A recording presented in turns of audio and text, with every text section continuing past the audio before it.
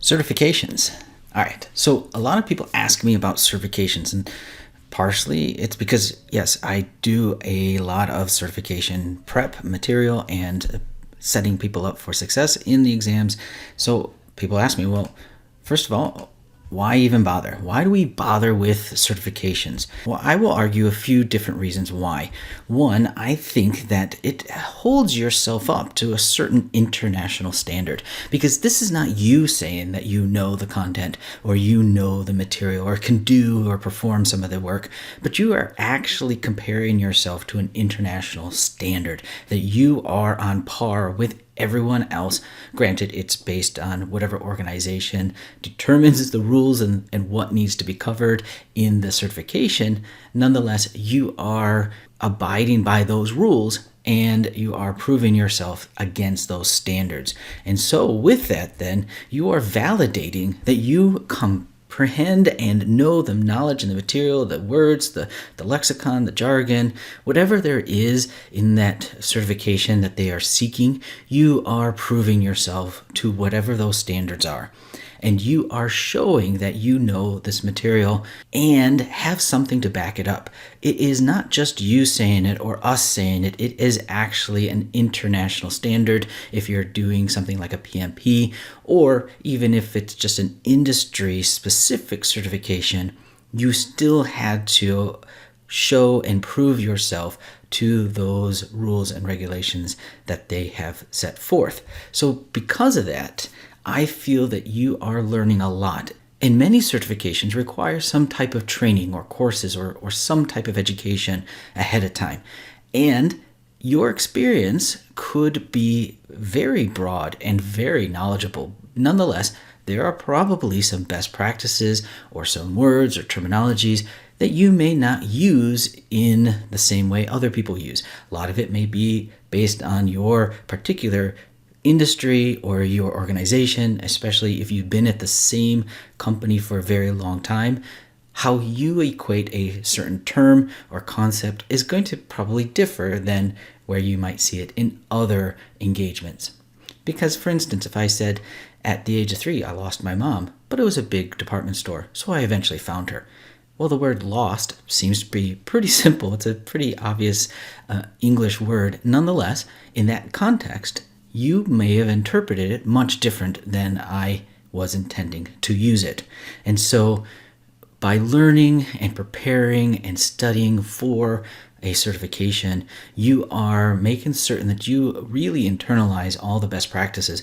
And quite honestly, along the way, you're probably going to learn a few more terms and concepts and best practices, some tools and techniques that you may have not used before, or maybe used different, or maybe you just didn't even know it had a name. And that is something you'll learn from preparing for a certification. So with that in mind, even if you don't pass a certification exam, you have still become a better person along the way in your preparation for it. Now, more on that is that because most certification exams are difficult, or at least they take some time out of your day, this is an indication to you as an individual that you are able and willing to go that extra mile, that you can persevere and succeed, because you need to take these certification exams. But as I mentioned, you have to not only take the exam, you have to prepare for them. And that takes diligence, that takes time management. And it is something that a lot of people are not willing to commit themselves to, or will take an easy road.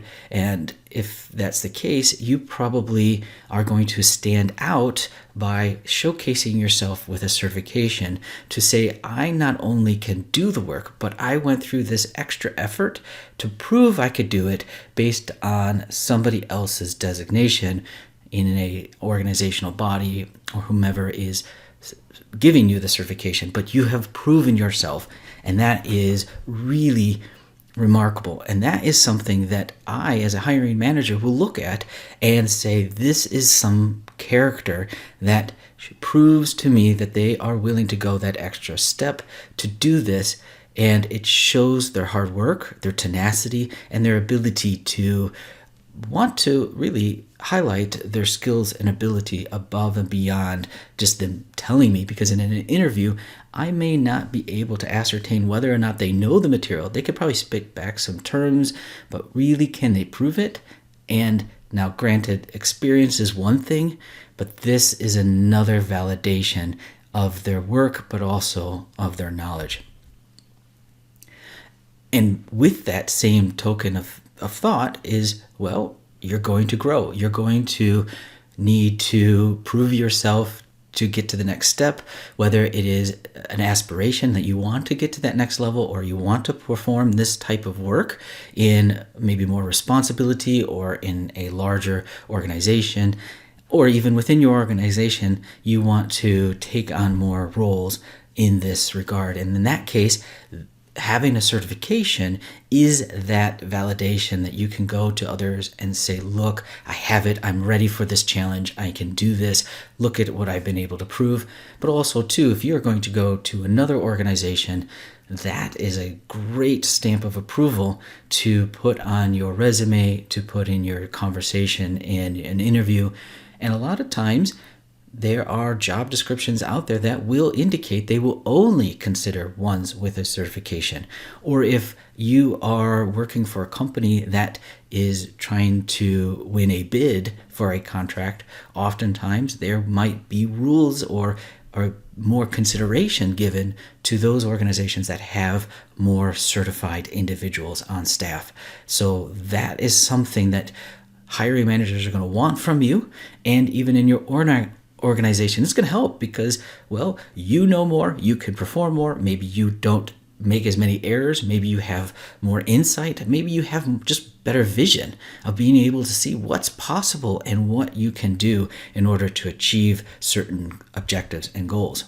And my last point too is that it's just your own personal gratification, being able to know that I went and I did this. It is difficult to do and I achieved. And there is something really to be said that is really gratifying. And I know that you might look at this and say, this is a lot of cost, this is a lot of work. Do I really want to do it? Is it really of value? And that is a decision you must make. And that's why I give you these benefits, maybe from a business or a career perspective, but you also need to think about it yourself. Is this something I can do? There are a lot of things that you can do with your extra time. And something like this is a target that you can strive towards and really dedicate yourself towards. And it's not going to be easy. And that's why I say, if you go and you decide to do it, then go full in, make it your own and achieve it. Don't keep pushing it off. Set targets and do it and achieve it. Do not hesitate, because that's going to make the huge difference in your ability to grow, but also to succeed. Because I've seen too many of my students say, well, I'm going to try it, or I'm thinking about it, and they dip their toe in there and they languish. They don't actually get to where they need to go. If you're going to actually try to get a certification, then don't hesitate. Yes, you might try to make certain this is what you want to do. You want to try to research as much as possible. What are the demands? What are the expectations? Does this fit my goals and what I'm wanting to work in or continue to do? Nonetheless, if you determine to yourself, yes, this is where I want to go and this is what I want to obtain, then go for it. Do it. You are ready, and get the resources that make it happen, but try. The old Yoda saying is that, there's no try, right? You want to be able to go for it and take hold of it and set your goals and go and achieve it. And so with that in mind, I want to try to talk through some of the certifications that I am most familiar with, that you can use this knowledge to help springboard your decisions on where you want to go and what you might want to do. So for myself, I have the certifications as a project management professional, which is PMP. I have the PMI-ACP, which is an Agile certified practitioner. I have certifications up to an ITIL expert, which is a version 3 of the IT service management. And then I also have an ITIL 4 foundation, which is the most current version.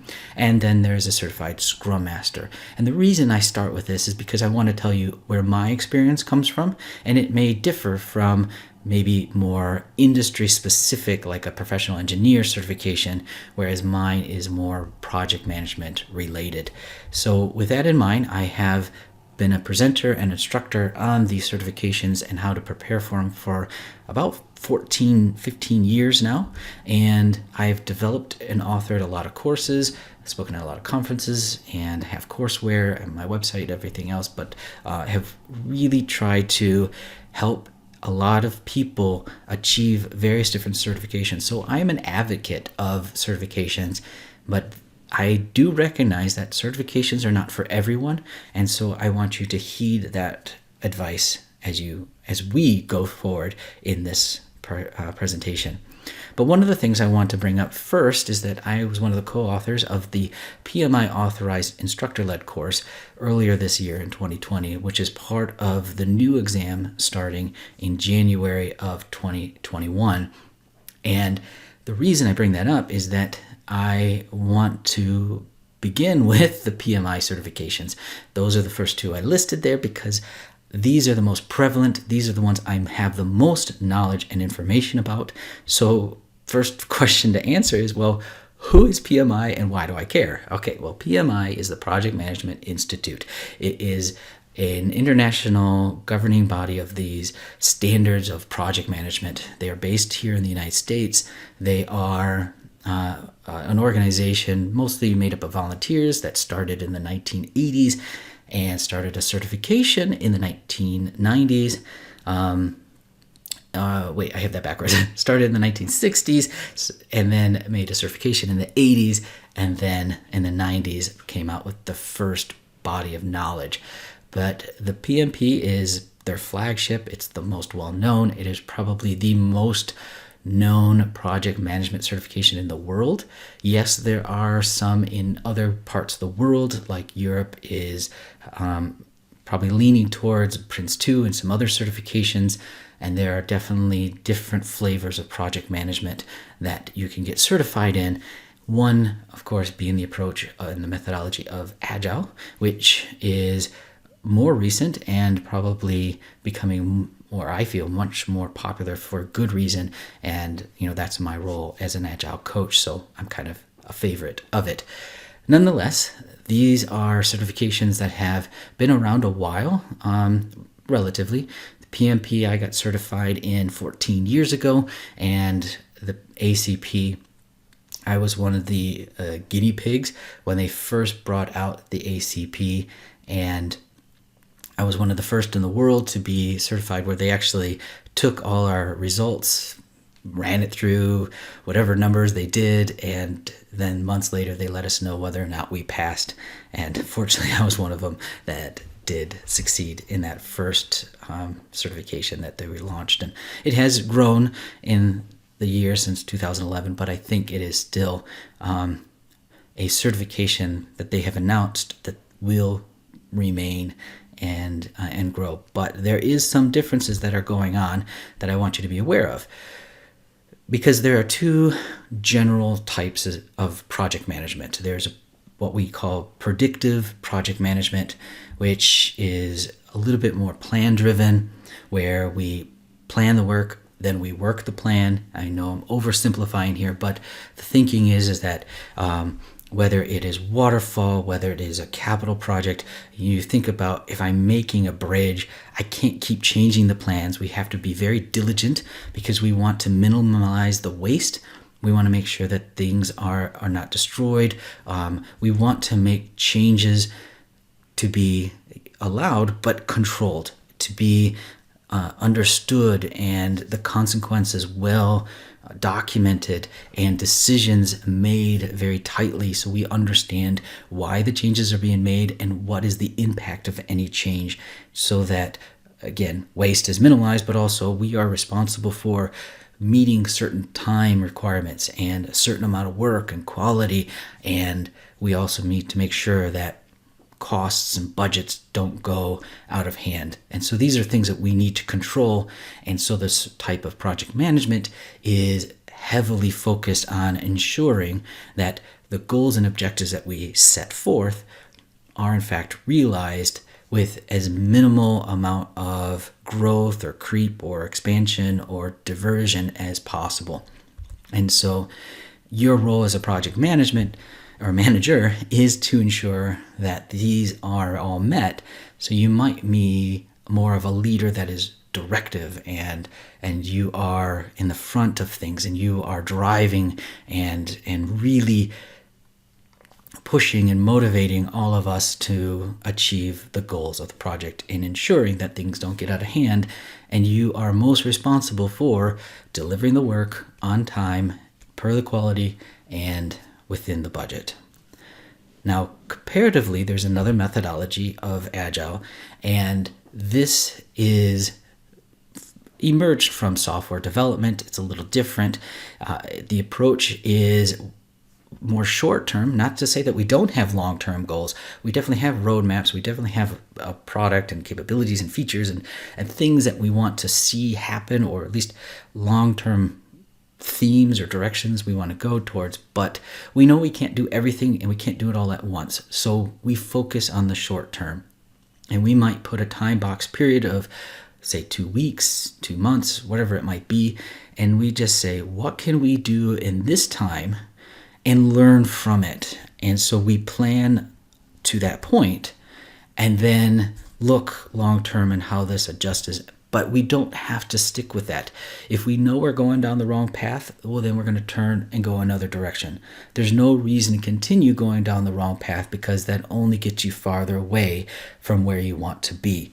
And so with this Agile mindset, we know we can't tackle everything. So let's give ourselves some focus, work on those things, and get feedback and learn from it. So that means we encourage the changes compared to controlling the changes in a plan.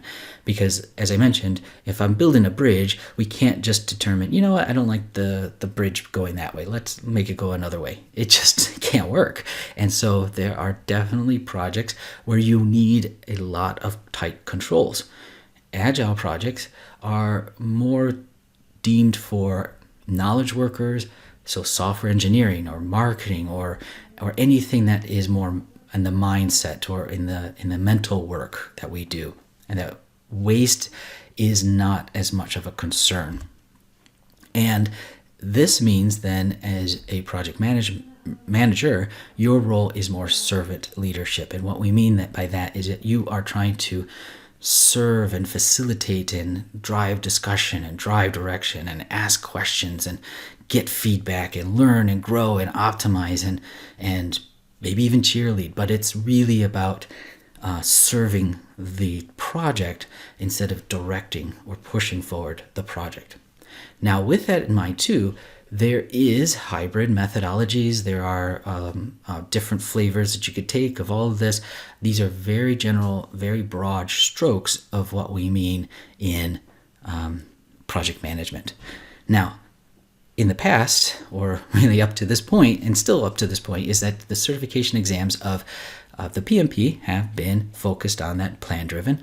The ACP has been focused on the Agile. Well, obviously there's some growth, and so we are looking at the project management professional exam to fulfill the broad strokes of all of this. As a project manager, we really want you to have a general knowledge of all of these techniques.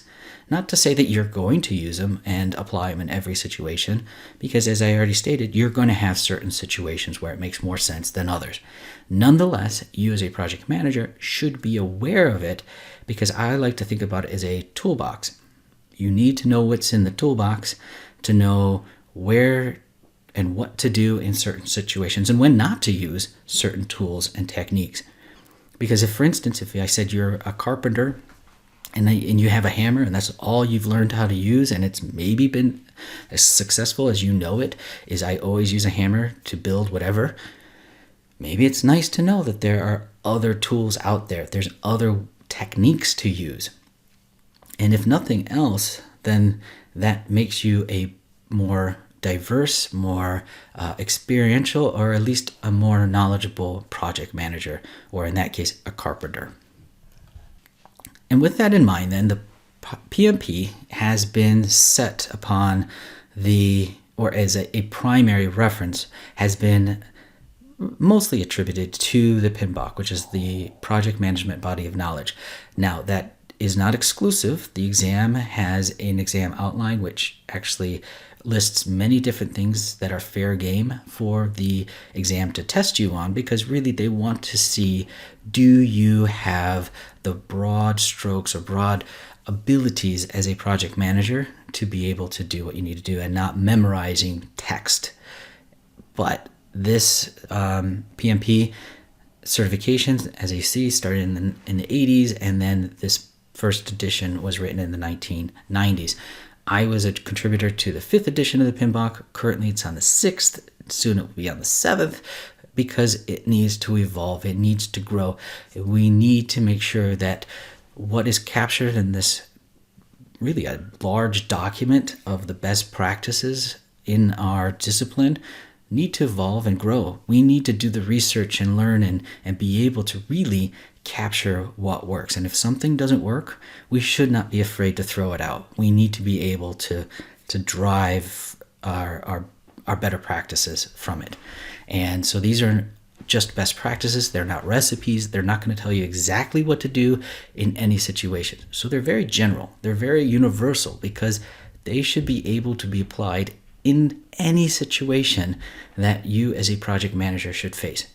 My role in my industry may be completely different than your industry. And even within the same industry, my project is going to be different than your project. Even my project yesterday might be different than my project tomorrow. And hence, these are just general ideas of how you might go about doing some things and things to remember. So yes, it can be theoretical, but definitely applicable to a multitude of situations.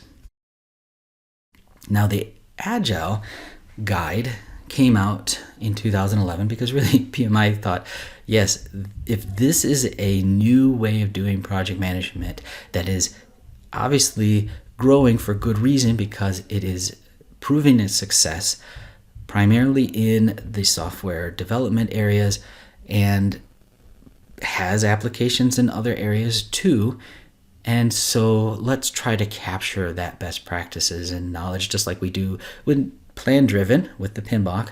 Now we have the Agile. And so this is where the exam had started and all of this. But now, as we see, as I already alluded to, is that the merging of the plan driven and Agile, or at least you as a project manager should know all of this, is coming to bear in the newest edition of the PMBOK and the newest version of the certification exam starting January of 2021.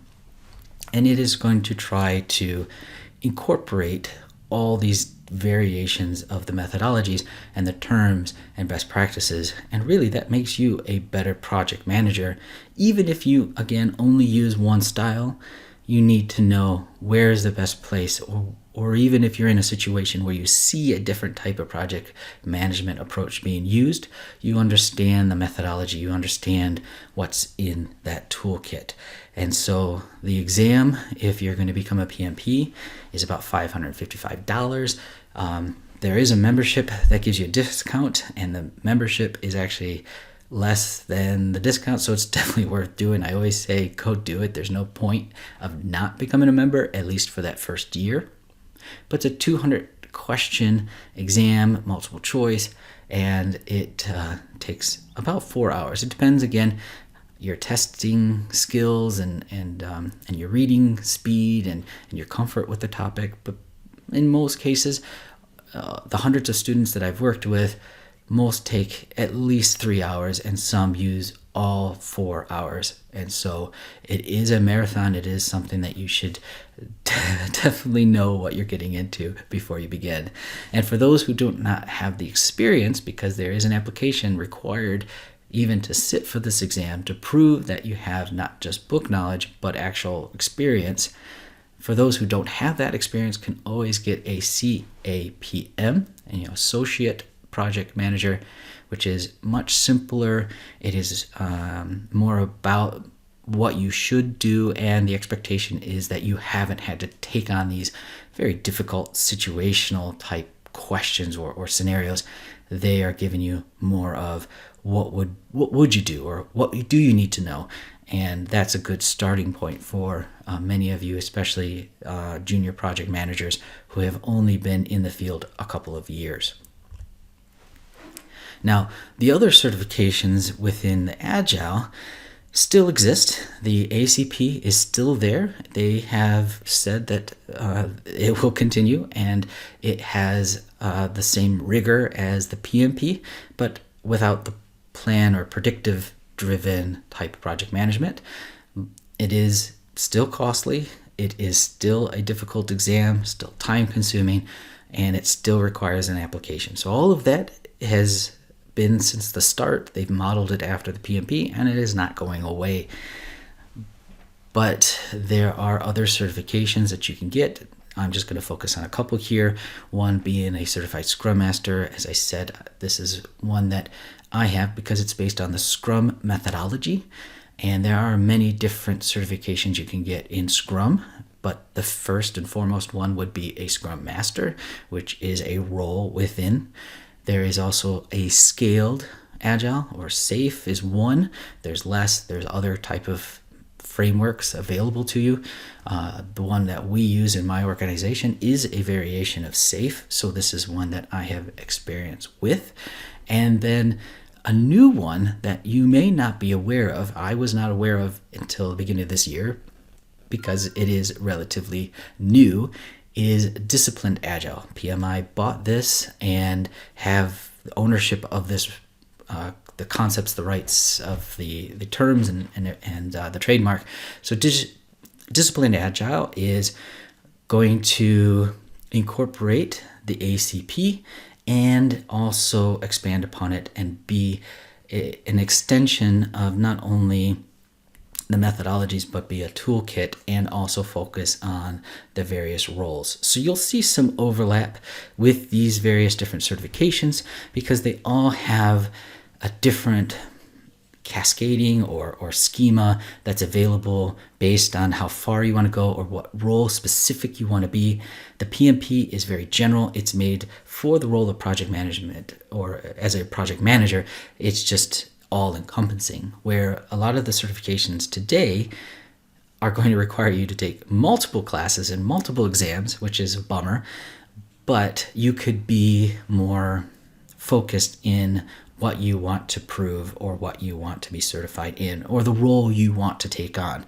And so if I'm a Scrum Master, I could start there, and then I could build that understanding up as I move through the Scrum arrangement, same as a product owner or even a developer. So those are available to me, and there are many organizations that exist. These are just some of them. My certification is actually in EXIN and that organizational body, but there's Scrum Alliance and Scrum Org and Scrum Scaled Agile Framework. These are all also available. So do the research, look around. There are a lot of options available to you, whereas the Disciplined Agile and the ACP are directly from PMI, and so if you get the certification, you must have to do it through the Project Management Institute. But they have all of this available, and some of it is still in development, and sooner or later all of these, and maybe even more, we don't know the long-term roadmap of PMI in their Disciplined Agile, but it is something that, because it's so new, I am willing to venture into these certifications, and I plan to share my learning with you and in my development of courseware and blogs and anything else that I could do to help you along your journey and relay my experiences as I go on these journeys as well. And then I also am teasing the idea of moving through all the SAFe certifications. By the time I'm done, it's probably going to be a lot of money, but a lot of time. But again, of all those benefits that I alluded to at the very start, there is a lot to know, there's a lot to learn, and there's a lot of growth to be had. And that is one of the things that really are cornerstone of all of these certifications, is that they are always growing and learning. Maybe you let some expire and you want to go a different direction. That's okay. Nonetheless, they do often require you to maintain these certifications by proving that you are keeping up to date, that you're continuously learning, continuously growing, or practicing these skills that you have taken on. And the nice thing is, a lot of times, is you can go after one certification and apply that to the learning credits of another certification that you've already have acquired. So there is encouragement then to keep getting certifications, because they can help feed each other, and it doesn't hurt, because I feel it's only going to make you a more well-rounded individual, and it's only going to support your career and your long-term growth. Thanks.